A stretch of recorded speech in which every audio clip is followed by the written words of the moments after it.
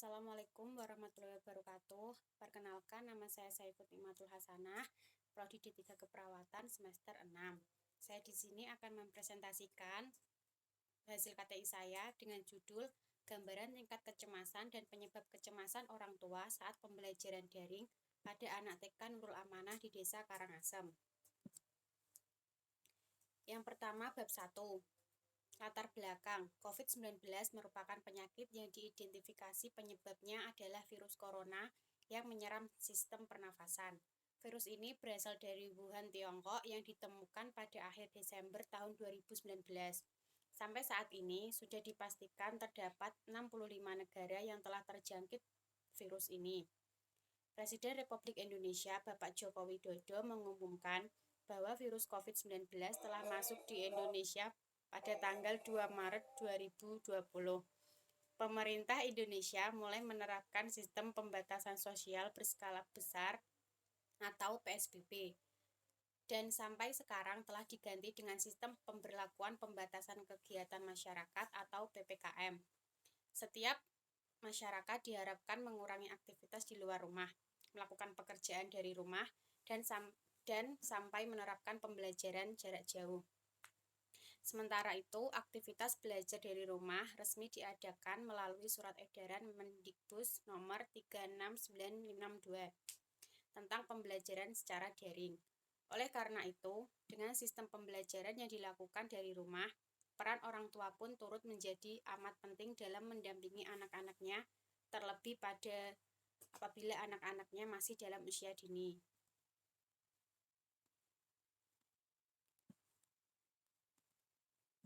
Kecemasan merupakan perasaan yang tidak menyenangkan. Kecemasan digambarkan sebagai respon dari dalam maupun dari luar diri seseorang saat dihadapkan oleh sesuatu kejadian. Dan saat ini banyak orang tua merasakan kecemasan akibat pembelajaran daring yang diterapkan untuk anak-anaknya. Saat dalam situasi yang normal dulu, anak-anak belajar di sekolah dengan bimbingan guru untuk menimba ilmu pengetahuan yang akan bermanfaat bagi mereka di kemudian hari. Ketika berada di rumah, anak-anak dididik oleh orang tua dengan pola asuh masing-masing. Sementara pembelajaran yang diberikan di sekolah tidak banyak diajarkan oleh para orang tua saat di rumah. Semua ini membuat orang tua khawatir dan cemas dengan prestasi serta pendidikan anaknya. Pembelajaran jarak jauh atau daring membuat orang tua berperan sebagai guru dengan mengawasi dan membimbing saat pembelajaran berlangsung. Orang tua juga memikirkan bagaimana membagi waktu antara pekerjaan dan pemantauan pembelajaran anaknya, memfasilitasi handphone dan kuota internet. Adaptasi dalam pembelajaran di rumah tidak hanya terjadi pada anak. Orang tua pun khususnya ibu sebagai guru pengganti di rumah juga mengalami adaptasi. Banyak beberapa ibu yang mengeluh sulitnya mengajari anak dan mengawasi anak belajar di rumah. Mulai dari mengerjakan tugas-tugas sekolah, mengawasi anak saat sekolah daring, dan ditambah lagi jika anak tidak menurut dengan orang tua, karena suasana belajar di rumah berbeda dengan di sekolahan. Hal ini membuat sebagian ibu terpancing emosinya karena tekanan situasi. Berdasarkan hasil wawancara yang saya lakukan, tetapi tetap mematuhi protokol kesehatan, wawancara pada 10 orang tua didapatkan hasil orang tua terutama ibu merasakan cemas bila anaknya melakukan pembelajaran daring. Cemas yang dialami orang tua, khawatir anaknya tidak paham apa yang disampaikan selama pembelajaran daring. Banyak penyebab yang membuat orang tua merasa cemas saat pembelajaran daring. Penyebabnya yaitu kebanyakan orang tua di sini sibuk bekerja sehingga kurang ada waktu dan sulit untuk mengajari anaknya sekolah di rumah. Berikut adalah originalitas penelitian. Saya mengambil penelitian dari jurnal Biomedik ciptaan Karisa yang berjudul Dampak Pembelajaran Jarak Jauh Terhadap Kecemasan Orang Tua Murid di Masa Pandemi COVID-19. Selanjutnya, manfaat penelitian saya yang saya lakukan, manfaat bagi mahasiswa, dapat memberikan informasi dan sumber referensi bagi mahasiswa keperawatan tentang tingkat kecemasan dan penyebab kecemasan. Yang kedua, bagi Universitas Karya Husada sendiri yaitu memberikan informasi, sumber referensi, dan daftar pustaka di bidang keperawatan. Manfaat bagi peneliti selanjutnya yaitu menjadi tambahan pengalaman dalam penelitian tentang tingkat kecemasan dan penyebab kecemasan. Selanjutnya ada bab 2, pembelajaran daring. Pembelajaran daring atau online merupakan pembelajaran berdasarkan pada teknologi yang bahan pembelajarannya dikirim secara elektronik ke peserta didik dari jarak jauh dan menggunakan jaringan komputer. Menurut pemerintah, pembelajaran online dinilai merupakan cara yang paling efektif untuk melakukan pembelajaran di tengah pandemi saat ini. Namun, pembelajaran daring ini banyak dikeluhkan oleh berbagai pihak karena dirasa kurang efektif. Dari pembelajaran jarak jauh ini, ada dampak negatif dan dampak positifnya. Yang pertama, dampak negatif, antara lain, 1. Keterbatasan penguasaan teknologi informasi oleh guru dan siswa. Yang kedua, kerugian siswa pada proses penilaian. Ketiga, keterbatasan ekonomi keluarga siswa. Keempat, siswa kurang bersosialisasi. Dan yang kelima, siswa menjadi stres. Dampak positif dari pembelajaran jarak jauh antara lain, 1. Siswa memiliki banyak waktu di rumah bersama keluarga. Kedua, anak dilatih agar peka dan beradaptasi dengan perubahan-perubahan. Yang ketiga, orang tua dan siswa pada akhirnya akan mengeksplorasi teknologi yang ada. Dan yang keempat, sebagai anak merasa nyaman belajar dari rumah. Yang kedua, konsep kecemasan. Kecemasan merupakan keadaan emosional negatif yang ditandai dengan adanya firasat dan somatik ketegangan, seperti hati berdebar kencang, berkeringat, kesulitan bernafas, dan lain sebagainya. Kecemasan merupakan perasaan yang tidak menyenangkan. Kecemasan digambarkan sebagai respon dari dalam maupun dari luar diri seseorang saat dihadapkan dengan suatu kejadian.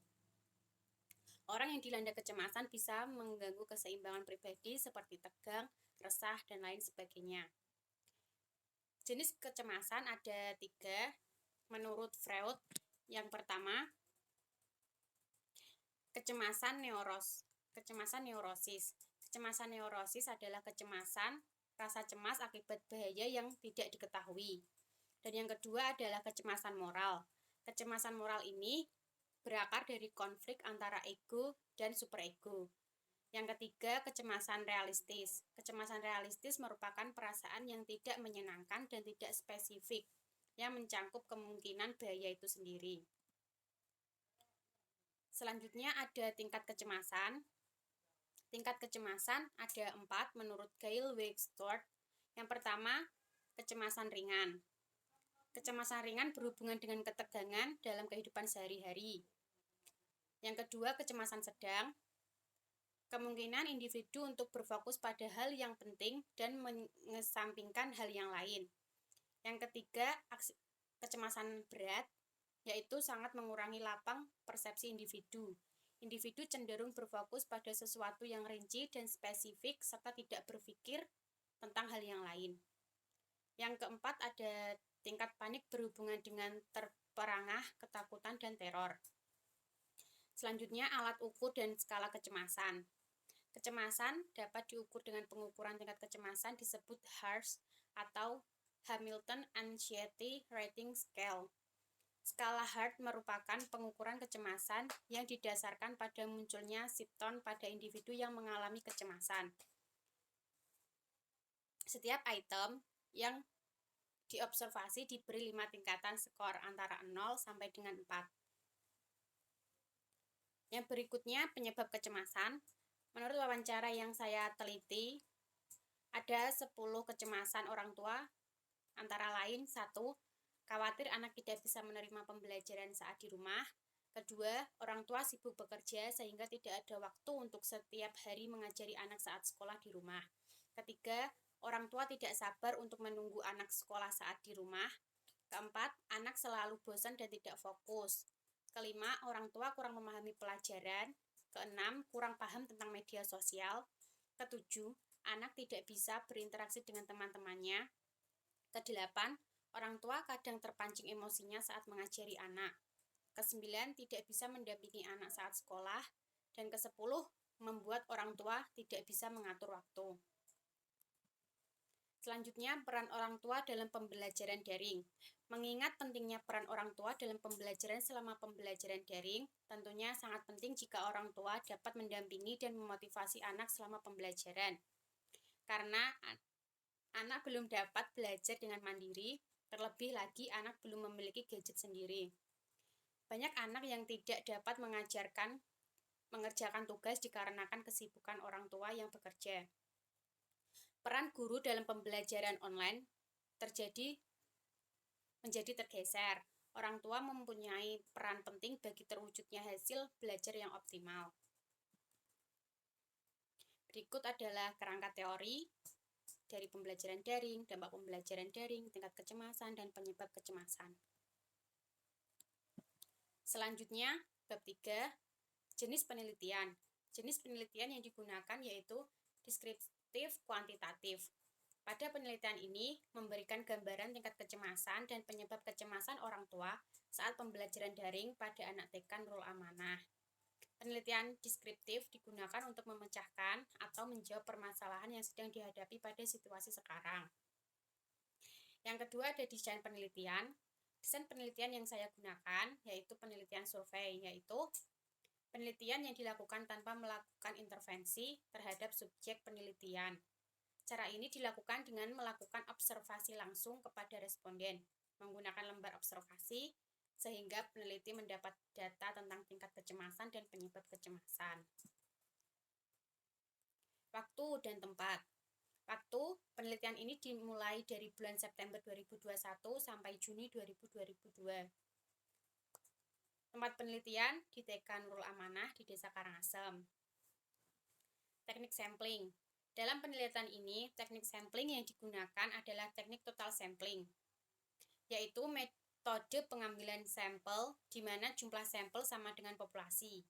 Dalam pengambilan sampel ini, sesuai dengan teknik yang digunakan oleh peneliti, yaitu teknik total sampling pada orang tua yang mengalami kecemasan bila anaknya sekolah daring.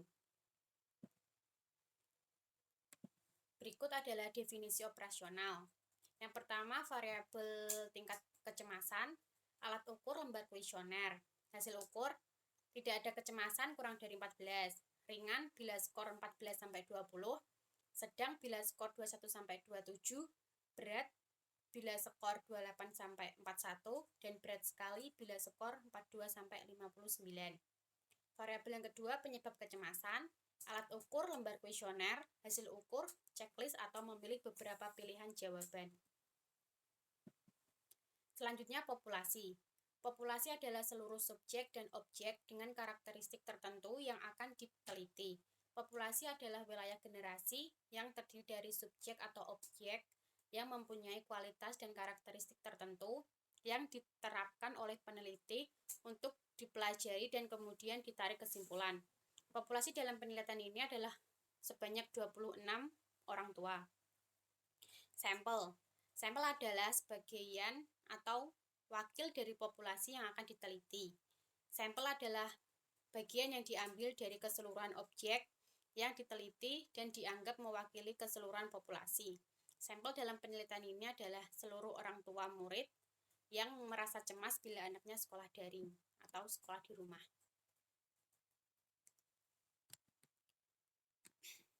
Berikutnya ada etika penelitian.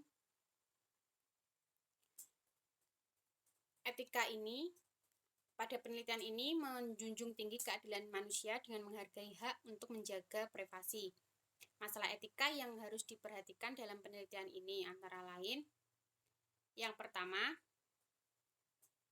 informed consent. Memberikan norma tentang mekanisme atau proses penelitian sebagai calon informasi. Yang kedua, anonymity atau tanpa nama.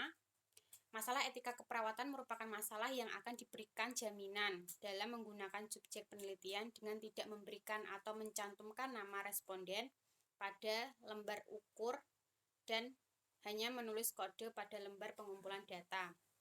Yang ketiga, confidentiality atau kerahasiaan. Masalah ini adalah masalah etika dengan memberikan kerahasiaan hasil penelitian baik informasi maupun masalah lainnya. Yang terakhir, beneficent atau manfaat. Penelitian ini menjelaskan tujuan, manfaat tentang gambaran, tingkat kecemasan, dan penyebab kecemasan orang tua saat pembelajaran daring.